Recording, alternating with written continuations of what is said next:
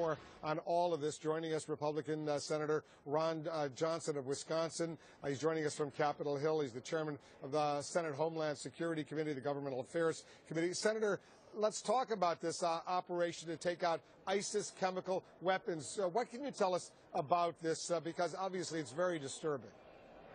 Well, Wolf, actually, CNN has done a good job reporting on it.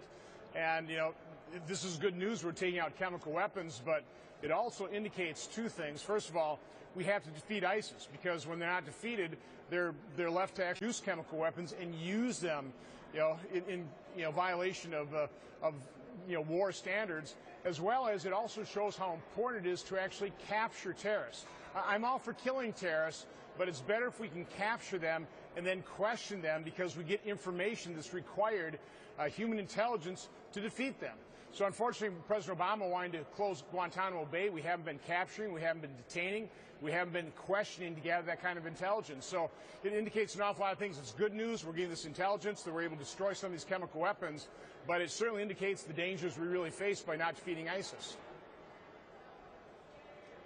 He hasn't let up, though, on these airstrikes, manned airstrikes and drone unmanned airstrikes. Yesterday, we learned that a top ISIS leader known as Omar the Chechen is believed to have died in a U.S. airstrike. The day before, about 150 al-Shabaab terrorists were believed to have been killed in a U.S. manned and unmanned airstrikes. It looks like it's full speed ahead in this air war against ISIS. I assume you're on board with the president on this.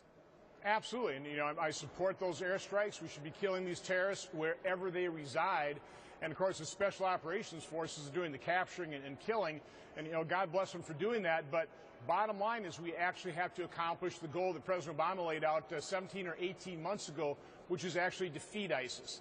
Because as long as they're not overtly losing, they're going to continue to be perceived as winning. They'll inspire, they'll continue to spread, they'll deepen their roots, they'll produce additional chemical weapons, use additional chemical weapons.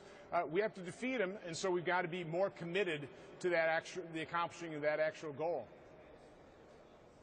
Senator, for the second day in a row, Iran has now test-fired 2 ballistic missiles. Some are saying this is a violation of the Iran nuclear agreement. I know you voted against that nuclear deal, but is it a violation?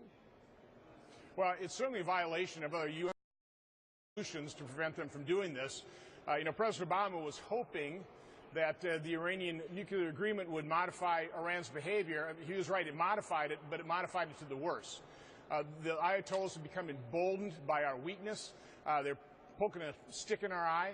They're threatening, obviously, Israel. They're threatening the region. They've become more dangerous because they've actually now received about $100 billion of funds into their economy, into their military. I think that was a very unwise agreement. I think it's proving to be exactly that. Has that $100 billion already been provided to the Iranians as part of the nuclear agreement, or is that money that is, let's say, in the pipeline? That's what they were claiming. The administration was not exactly forthright in exactly how many funds would flow into Iran, how soon, but we knew it was going to be tens, hundreds of billions eventually. Iran was saying that they've already, and they're crowing about it, that they'd already basically recovered or had access to about $100 billion. I think that's very foolish. Why would you want to inject that amount of capital into the economy and military of a self-proclaimed enemy, the acknowledged largest state-sponsored terror in the world? I think it's very foolish.